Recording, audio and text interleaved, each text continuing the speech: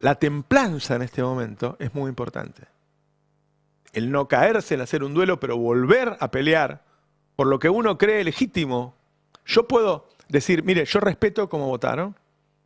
Somos una comunidad, ganaron los que están de acuerdo con mi ley, listo, ganaron. Eso no quiere decir que yo deje a un lado mis gustos, mis deseos, mis ideas, mis anhelos y mi capacidad de luchar por conseguirlos. Porque a nosotros se nos juzga por lo que hacemos en las malas, en las dificultades. ¿Sí?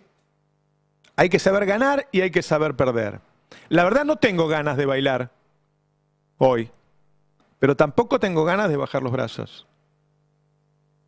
Hay una responsabilidad histórica en este momento de defender a los que están recibiendo el daño de todo esto. De defender a los que van cayendo. Va a ser duro para muchos, incluso para nosotros. Nuestra cronista, Lula González, fue agredida por la policía ayer. Amenazada, agredida, la agarraron de los brazos, pero no en una represión, ¿eh? La agarraron cuando iba a hacerle una pregunta a Patricia Bullrich. Y la trataron muy mal y la amenazaron. Bueno, habrá que bancar.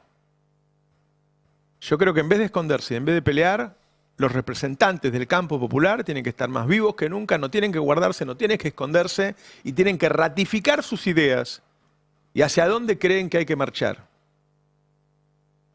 Y los luchadores, los que están en la calle, cuanto antes salgan, mejor. Cuanto antes salgan, si se puede salir hoy, mejor. Porque que ganen las elecciones no quiere decir que tengan derecho a sacarle los remedios a las personas con discapacidad o a los jubilados. Que ganen las elecciones no quiere decir, no es una convalidación. Yo estoy seguro que si le pregunto a la mayoría de los que lo votaron, no me van a decir, sí, yo lo voté para que vacíe el Garrahan y los chicos que tienen cáncer que se mueran. Yo creo que no, que la gente no piensa eso. Entonces no es una convalidación para que haga esa salvajada. Por lo tanto, el derecho a seguir luchando contra esas barbaridades está intacto, no cambió. Así que hoy se perdió una elección, las elecciones se ganan y se pierden, todo el tiempo. Estos tipos ganaron en la ciudad de Buenos Aires y estaban agrandados. Perdieron en la provincia y estaban deprimidos y ahora ganaron y obviamente están agrandados.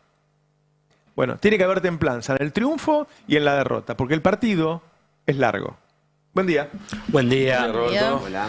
En una economía, en unas elecciones que se nacionalizan ahí en esa diferenciación entre elecciones nacionales y elecciones de provincias, en una elección que se nacionaliza, históricamente la Argentina ha vivido en los últimos 50, 60 años en una sucesión de crisis económicas disparadas por lo que se llama en gobiernos de derecha, gobiernos de nacionales y populares, se dispara a partir de la restricción externa, o sea, cuando se queda sin dólares la economía y que genera shock inflacionarios.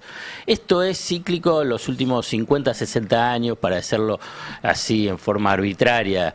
Se puede extender más, pero simplemente para entender la dinámica. En cada una de esas crisis, ¿cuáles son esas dos variables? Vos mencionaste, una es la inflación, la tasa de inflación, y la otra es el dólar, que está íntimamente vinculado en una economía que a medida que se fueron sucediendo las crisis, se fue más dolarizando, o sea, convirtiéndose más en una economía bimonetaria. O sea, esas dos variables son claves. Yo las denomino en una forma, si querés, periodísticamente, variables traumas económicas que cruzan la subjetividad de todo el electorado, de unos y otros. En las conversaciones, digo, sociales, yo no digo que son que yo tengo las tienen todos. ¿Cuál era la pregunta? ¿Qué es lo que puede pasar el día después? O sea, el día después, ¿qué es lo que puede pasar? Estaba vinculado con el dólar, no con otra cosa a nivel de cosa que sí a un sector le preocupa.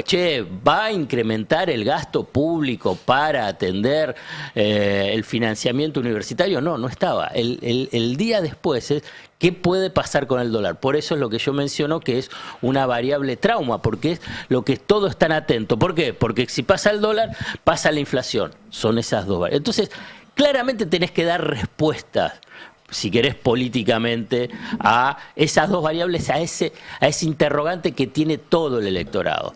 Dicho esto, ¿y Milei cómo es que llegó a las elecciones? Y bueno, con el pulmotor de los dólares de Estados Unidos. Entonces, esto es una variable importante. Ayer lo mencionaba a la noche, en un análisis contrafáctico. Imagina sin esos dólares de Estados Unidos, ¿qué hubiese pasado? ¿Qué hubiese pasado?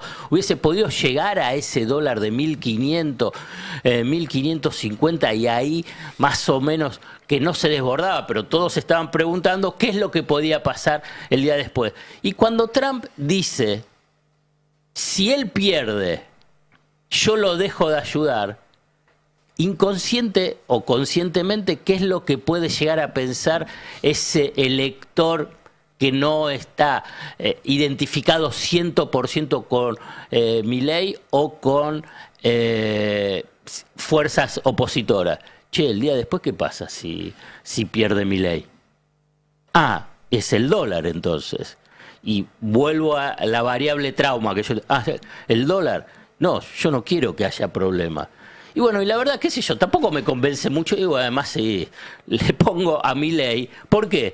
Y porque no quiero que haya despelote. Y entonces los dólares que salvaron a Milei fueron estos dólares de Estados Unidos, como tantos otros dólares que vos mencionaste a lo largo de estos 2 años, que fue dilapidando. Hay que ver cómo sigue, por eso es importante lo que vos decís. Bueno, es hoy que se perdió. ¿Y después cómo va a seguir? Veremos.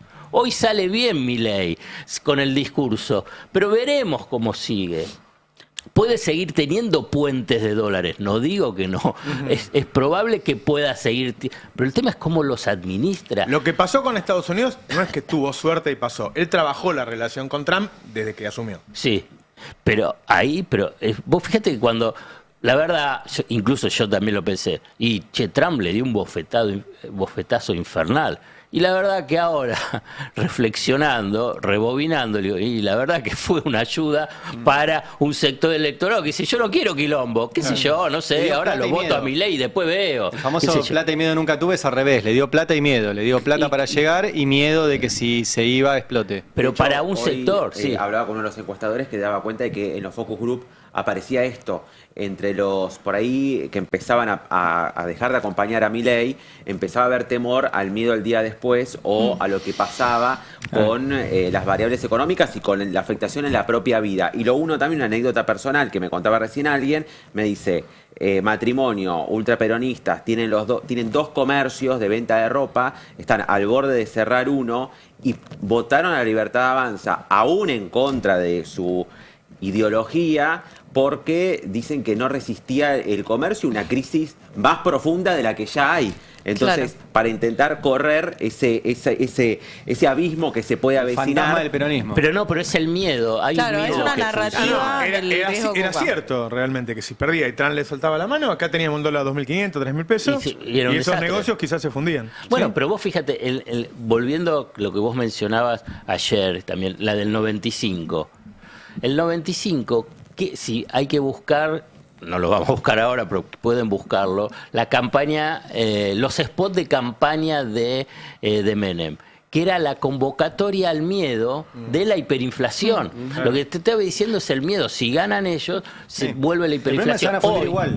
Bueno, pero vos tenés el miedo inmediato. El miedo tampoco... ¿Sabés lo que es el miedo? El miedo no es racional. No, para mí es una de las causas, es multicausal cualquier resultado electoral. Para mí una de las causas fue este pero miedo. empezás con una desventaja grande por el antiperonismo que hay, ¿no? Claro. Total, No, esa es la base. Claro. Esa es la base hace 80 años. Un piso muy, muy alto. Sí, hay una en ese narrativa, sentido- pero una narrativa en el mercado financiero que evidentemente lograron instalar, que tiene que ver con el riesgo Cuca y con que efectivamente después de las elecciones y de la paliza electoral del 7 de septiembre, bueno, hubo más inestabilidad en los mercados financieros, hubo más inestabilidad en el dólar, estábamos teniendo todo el tiempo esta corrida contra el peso, entonces efectivamente en la vida concreta se vio un riesgo mayor. El tema es que eso no tiene que ver con el riesgo Cuca en sí mismo, sino con los problemas estructurales que tiene la economía de este gobierno, y por eso importa mucho qué decisiones va a tomar ahora, o sea, qué decisiones va a tomar ahora que va a tener el mercado financiero a su favor, que va a tener ver los dólares más abajo. Yo veía recién el Banco Nación está vendiendo dólares a 1.370